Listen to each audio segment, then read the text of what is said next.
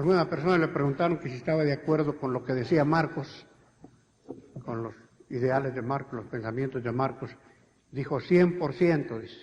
Y no solamente de Marcos, sino también de Mateo, de Lucas y de Juan. Nosotros creemos en los apóstoles y los escritores de la Sagrada Escritura. La persona no está hablando precisamente de Marcos, el que escribió el Evangelio, pero de la abundancia del corazón habla la boca. Y cada quien tiene algún Marcos dentro de su corazón y de ese Marcos habla, o a ese Marcos sigue. No está por demás decir que en este día un hombre llamado Marcos está escribiendo una historia muy importante para México y para el mundo.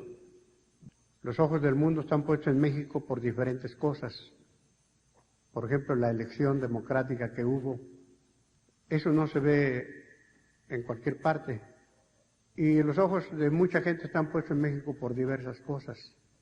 Inclusive cuando Marx se levantó, ya hace más de 7 años, yo creo, y se levantó en armas, pues todo eso corrió como una gran noticia, y por razones que desconocemos, porque somos neófitos, ignorantes en cosas políticas, el hombre ha permanecido con cierta personalidad, y aunque, fíjense ustedes, aunque declaró la guerra al ejército mexicano, aquí en México, sin embargo, no se le ha vencido. Hay cosas que uno sabe, hay intereses detrás de todo esto que uno no comprende, pero que ya poco a poco se van esclareciendo, como la mañana cuando aparece el sol, se van esclareciendo. Creo que la reunión de este día, pues nada más que un eslabón más de ese programa para una nueva vida de los mexicanos. Después en el Senado se tratarán otras cosas. Se habla de firmar la paz. La paz no es un asunto que nada más se firma y ya se hace. La paz es algo mucho más serio, más profundo, y que va a costar más, mucho más, de una reunión. Precisamente el que ahora a los mismos del gobierno le llaman comandante, que antes no se reconocía más que un revoltoso, ahora todos le llaman comandante, subcomandante Marcos. Pues ya se dieron cuenta que tiene su lugar muy importante, ya lo logró. Y ustedes verán sus gorritas, 3 estrellas allá arriba, como si fuera un general de división. Y se están poniendo algunos puntos sobre las IES. Marcos sabe, como muy inteligente que es, él sabe lo que él quiere y sabe cómo lo quieren manejar y cómo lo quieren utilizar. O sea que es un hombre muy firme y muy entendido de lo que es su visión. Desde hace días él dijo que el presidente Vicente Fox realmente no quiere la paz. Él quiere una paz publicitaria. Y nosotros lo que queremos es una paz que beneficie a los indígenas. Y ahora que fue invitado para ir a Los Pinos, él no aceptó ir a Los Pinos. Y cualquier día, pero ¿por qué no ir a Los Pinos? Te invita el presidente. Y ya dijo por qué. Lo que quiere el presidente es que nos saquemos una foto juntos. Y en cuanto la saquemos, la foto va a andar por todo el mundo como una publicidad más para él. Y yo no me voy a prestar. O sea que está bien colocado en lo que él quiere, él ve las cosas como son. Para él hay que recoger una lucha que quedó inconclusa con Genaro Vázquez o con Lucio Cabañas. Probablemente él, probablemente va hacia la izquierda, mientras el presidente va hacia la derecha. Y entonces, ¿cómo se va a firmar una paz? Se puede firmar un tratado, como tantos tratados que se firman, como los árabes y los israelíes firman tratados cada rato. Y antes de la firma, durante la firma, después de la firma, hay muchos muertos, y se gracian los muertos.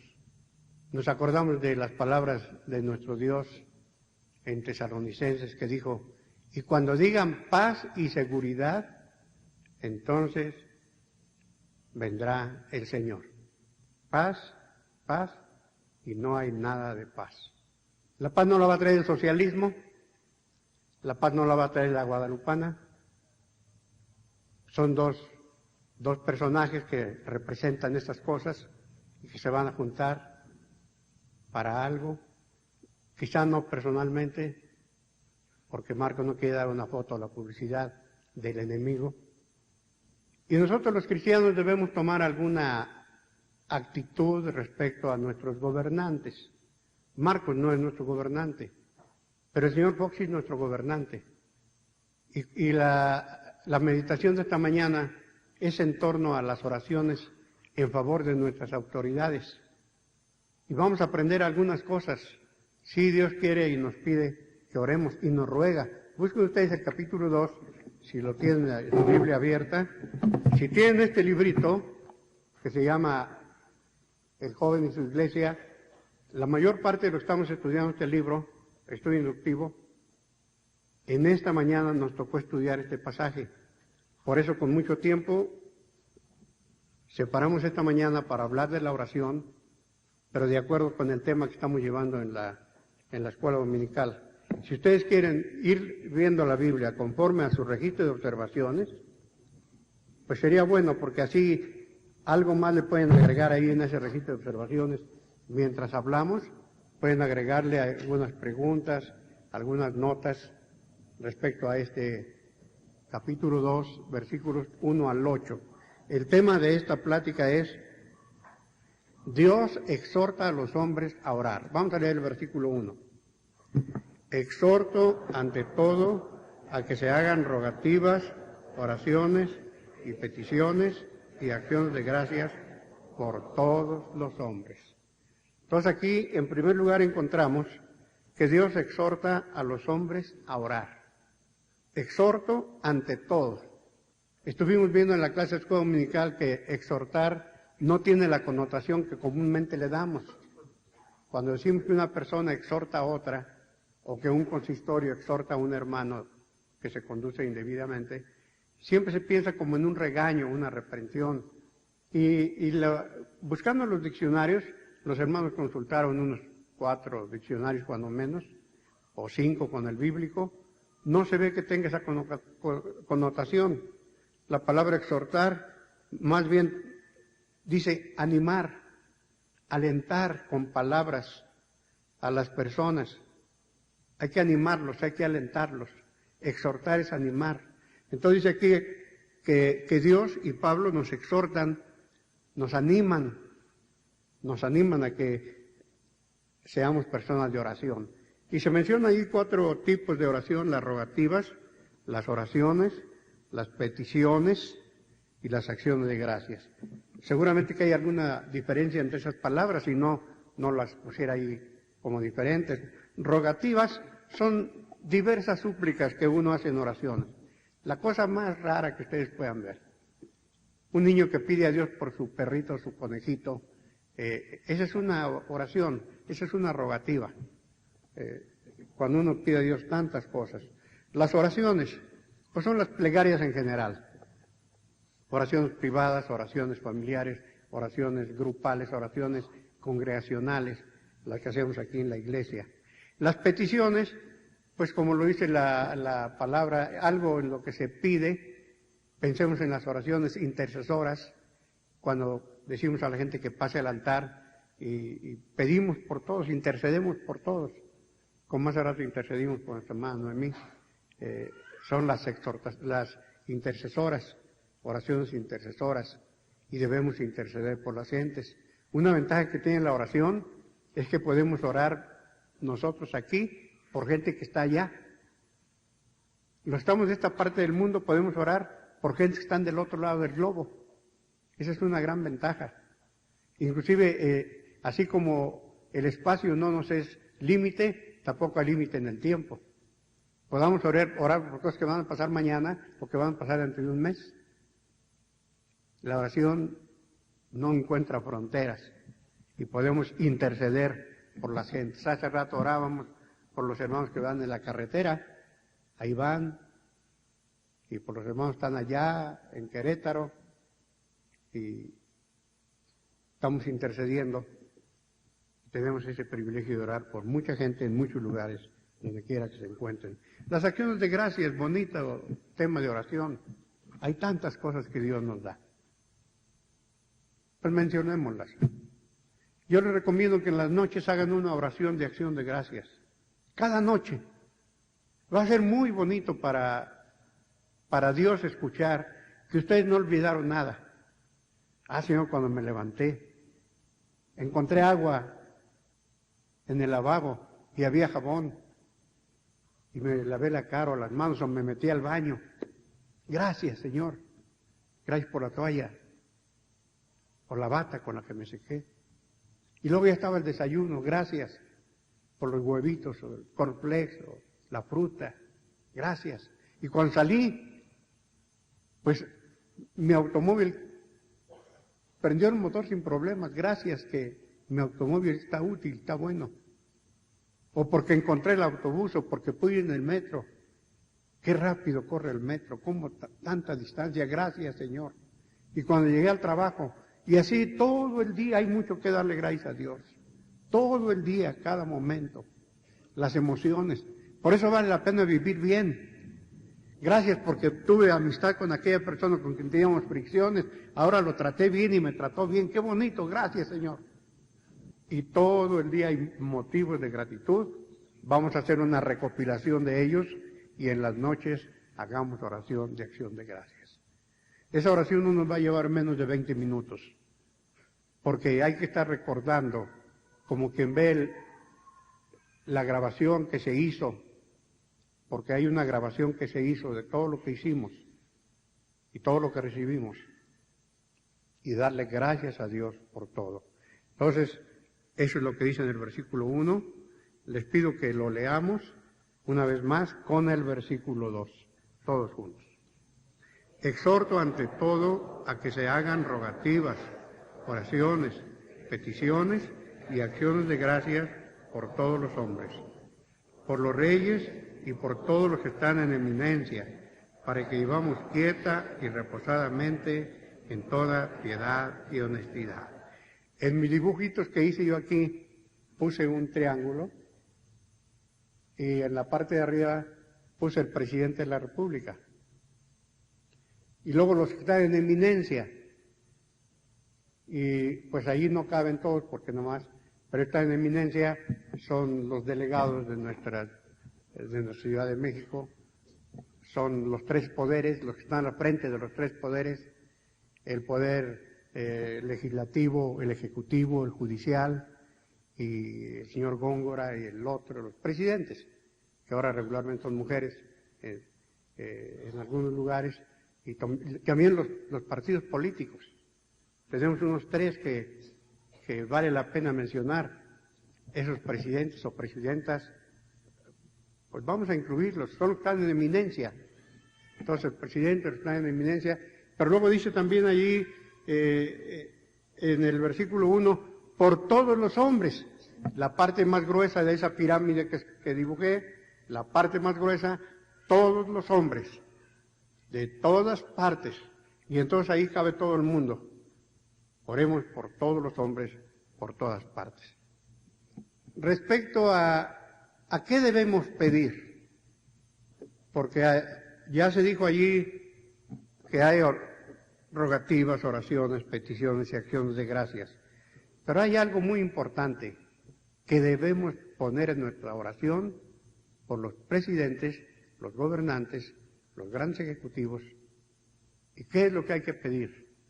Cuando menos la razón que nos da aquí en el versículo 2 es que debemos orar por ellos para que vivamos quieta y reposadamente en toda piedad y honestidad. Yo pensé en algunos gobernantes y los cristianos, los creyentes, porque especialmente los judíos estaban allá en puestos muy grandes, Dios los levantó a ellos, un pueblo bendito de Dios. Por ejemplo, Daniel estaba muy cerca de Nabucodonosor, y Nabucodonosor, su autoridad de él, terminó recibiendo a Jehová como su Dios y adorando a Jehová como el Dios único, vivo y verdadero. Y Nehemías, el copero del rey Jerjes, un hombre de mucha confianza del rey. Y en el libro de Esther se habla de Esther y de Mardoqueo, su tío, que estaban muy cerca del Artajerjes, y que gracias a esa cercanía y a esas oraciones, porque Esther dijo, díganle a todos los judíos que oren porque voy a entrar a ver al rey. Y la costumbre es que para entrar a ver al rey, ni la misma reina podía hacerlo, a menos que él dijera que sí. Pero era urgente porque querían matar a los judíos. Estamos hablando de aquella región de la Persia, donde está Irak, Saddam Hussein. Y como ya iban a matar a los judíos, Esther quiso entrar para pedir ayuda. Pero antes quiero que oren, como dice aquí, por vuestras autoridades, por los reyes, porque están en eminencia. Y todos los judíos se pusieron a orar. Está interesante la historia, me voy a aguantar a contarla, pero el resultado fue que a los judíos no les hicieron nada y se empezó a celebrar una fiesta que hasta la fecha celebran los judíos, porque Dios les concedió vivir en paz. Debemos orar por las autoridades para que nosotros, los creyentes en Dios, vivamos en paz. Pero hay algo que considero todavía un poquito más importante, hermanos. Algo más importante que yo viva en paz. Y es que mis gobernantes sean salvos de sus pecados. Y a eso se encargan los versículos 3, pues vamos a leerle hasta el 6. Qué preciosos versículos hay. Y vamos a leerlo, 3 al 6. Porque esto es bueno y agradable delante de Dios.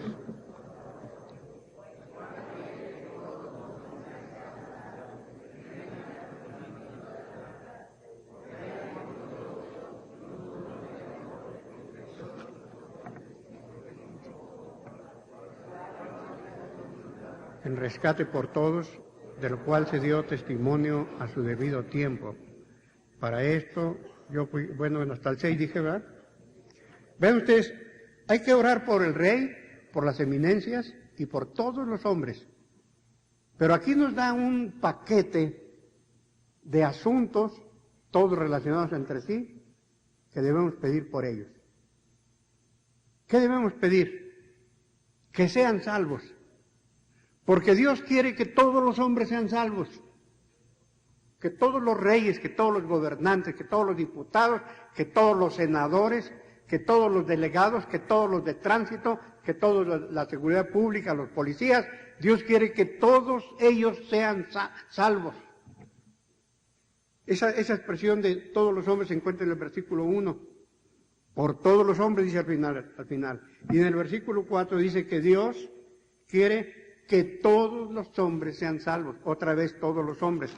Y luego en el versículo 6 dice que para que todos los hombres sean salvos, dice que Cristo se entregó a sí mismo en rescate por todos los hombres.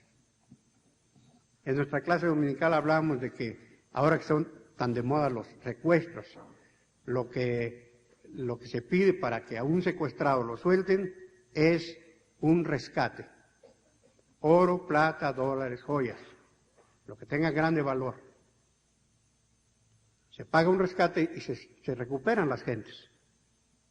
Hasta hablamos del empeño, cuando vamos a empeñar la máquina de coser o cualquier otra, tenemos que después, para rescatarlo, cubrir lo que debemos y lo rescatamos. Nosotros somos hombres que fuimos secuestrados por el demonio. Y él tiene a toda la gente bajo su poder, pero Cristo vino a entregarse a sí mismo en rescate por todos. Cristo murió por todos. Que lo sepan. Me parece que la iglesia de Betel, Carmen 29, aquí en la Ciudad de México, hay una placa, por si no la vi ahí, la vi en otras iglesias por acá, por San Andrés, Totoltepec. Hay una placa donde hay estas palabras, entre comillas, que se conviertan, porque esas fueron las últimas palabras de un ministro mexicano de nuestras iglesias presbiterianas. Dijo que se conviertan y expiró. No quisiera decir el nombre porque quizá no lo recuerdo bien, pero me daré a la tarea de buscarlo. Sus últimas palabras, que se conviertan.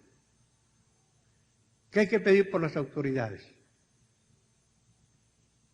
Créanme que yo no tengo ningún estímulo de decir que don Vicente y don Marcos firmen algo y se pongan de acuerdo. Eso no es solución ni será solución. La solución es que Marcos y el señor Fox tengan a Cristo en su corazón. Si no hay un Cristo en el corazón de nuestros dirigentes, no habrá una transformación de un país.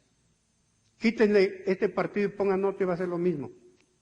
Quiten este delegado y pongan otro y va a ser lo mismo. De hecho, no necesitamos que nos lo platiquen, estamos inventando. Todo se repite. Todo se repite. A menos que el gobernante sea un evangélico, todas las cosas, hay esperanza de que cambien para el país. Los policías que cuidan nuestros automóviles, por qué fuera, cuando veo uno que no he visto, le doy un libro y le acabo de regalar unos libros a uno de ellos. Tengo sus nombres para orar por ellos. El jueves pasado me dijo uno, muchas gracias, y yo le pido que ore por mi suegra, que está muy enferma. Y ya tomé el nombre de su suegra. Y antes de orar, porque yo dije, no voy a orar después, voy a orar ahorita aquí con él. Y antes de orar, le di el librito ese de ¿A dónde van los muertos? Son los dos que les doy, ¿A dónde van los muertos? ¿Cómo llegar a Dios? Y le digo, mire este librito de ¿A dónde van los muertos? Quizás su suegra se va a espantar, pero usted debe leerle. No se lo va a leer porque pensamos que va a morir ahorita. Se va a morir algún día como usted y yo. Pero Cristo vino a morir por nosotros y a salvarnos. Y yo voy a orar por su suegra, pero usted va a compartir lo que dice este libro, que tiene la palabra de Dios con ella. Porque hermano, nada más orar por una señora, que quién sabe quién sea, quién sabe cuál es su situación, quién sabe cuál sea su fe, es orar al vacío. Aquí hay personas que me dicen, ¿sabe que yo tengo un amigo, un vecino, etcétera, que quiero que ahorita fuera muy bien? Él conoce a Cristo, no lo conoce. ¿Usted le ha predicado de Cristo? Ah, no, empecemos por allí. Hable de Jesús. Después de que usted le hable de Jesús, venga a pedirme que ore yo por él. Porque está muy pobre, o está enfermo, porque tiene cáncer, o porque tiene sida, lo que usted quiera.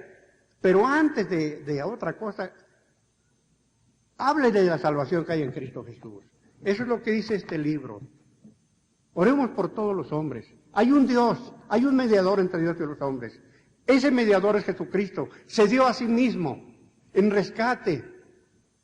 La sangre de Jesucristo lo limpia de todo pecado. Eso es lo que debo pedir por mi gobierno. Y debo hacer algo por mi gobierno. Si no crean que el plan que he tenido de mandarles mis libros a los gobernantes a nombre de esta iglesia es nomás por buscar publicidad, no. Es que quiero tener más libertad para orar por ellos. Voy a orar por... Ahorita hay un grupo nuevo de gente que están arriba en el poder. Algunos ya les mandé sus libros de la vez pasada, pues estaban en poderes, pero todavía está pendiente mandarles a otros. ¿Cómo voy a poder orar por el regente o por el gobernador de la Ciudad de México? Bueno, el gobernador del banco ya quiero haberle mandado alguna vez. Esa es la cosa que me da libertad.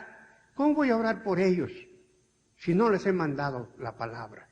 Si no les he comunicado en alguna forma, una carta, un recado, un libro, una revista. Porque Dios quiere que todos los hombres sean salvos y que oremos por todos los hombres.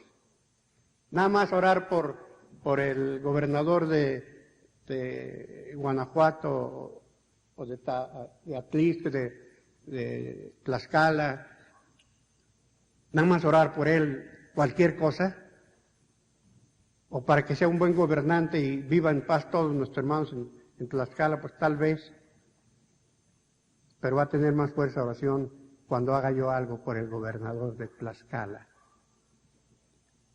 Cuando estuve en Oaxaca, le dije a una de las hermanas que ahora vive allá, que antes estaba aquí, le digo, mañana quiero ir a ver al gobernador para darle mi librito, Cómo llegar a Dios. Y me dice, yo ya se lo di. Hubo un desayuno, ahí estuvimos y se lo di. Gracias a Dios. Porque de otra manera, hermanos, seremos hipócritas.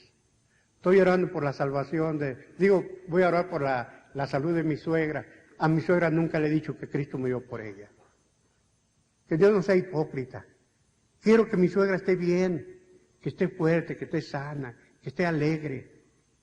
Pues primero, lo número uno, que sea salva, que sus pecados sean perdonados. Y entonces pidamos todo lo que usted quiera. Que no pongamos, como dicen ahí, los bueyes detrás de la carreta. Entonces, Dios quiere que oremos por todos los hombres, porque Cristo se dio en rescate por todos los hombres, porque Dios quiere que todos los hombres sean salvos, porque Dios ama a todos los hombres. Y San Pablo en el versículo 7 da un testimonio. ¿Por qué estaba dedicada su vida al asunto? Pues por eso yo soy un predicador, soy un apóstol, soy un maestro. Para esto me puso Dios. Yo estoy muy agradecido a Dios porque murió por mí, porque siendo perseguidor de la iglesia y animando a la gente, obligándolos a blasfemar, y los metí a la cárcel y matamos a Esteban. Dios tuvo misericordia de mí, porque Cristo murió por mí. Palabra fiel y digna de ser recibida de todos, que Cristo Jesús vino al mundo para salvar a los pecadores, de los cuales yo soy el primero. Cristo murió por mí. Eso que acabo de repetir es 1 Timoteo 1:15.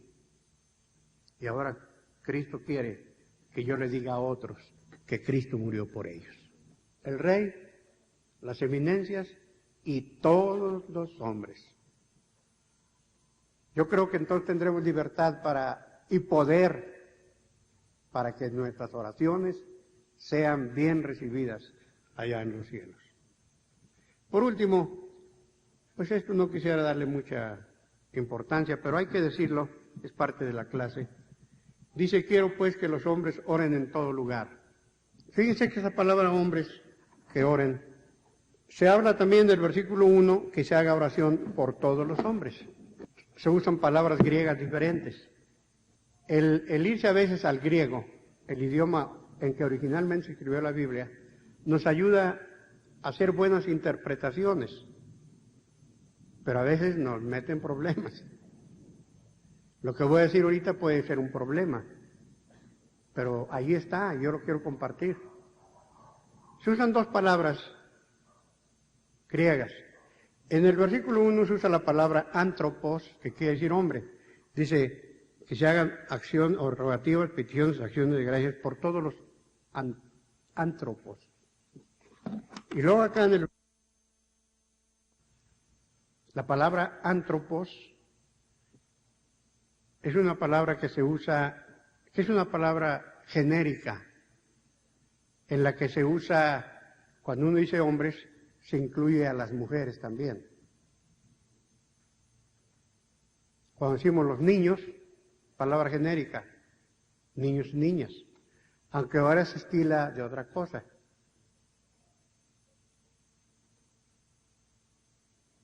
Y se está abriendo por ahí ese estilo que no le veo mucha razón de ser. Ciudadanos y ciudadanas. Decir ciudadanos están incluidas las mujeres.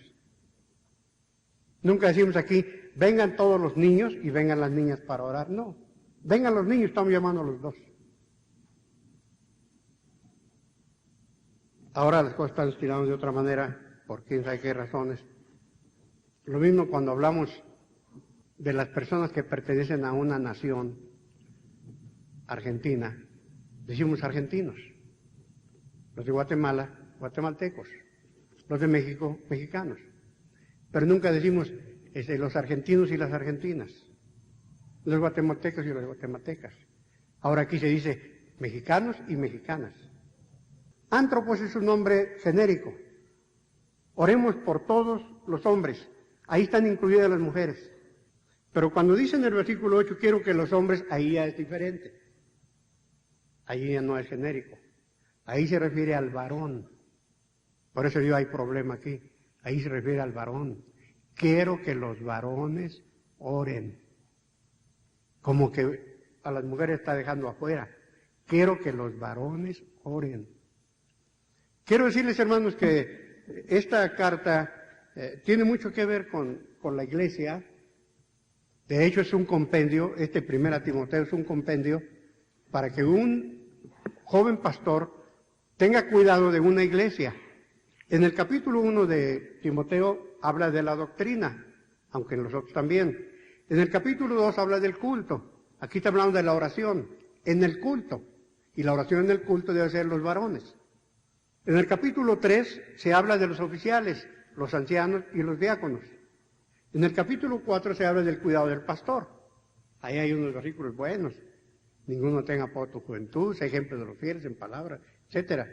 Y luego dice, ten cuidado de ti mismo y de la doctrina, persiste en ello, un mensaje al pastor.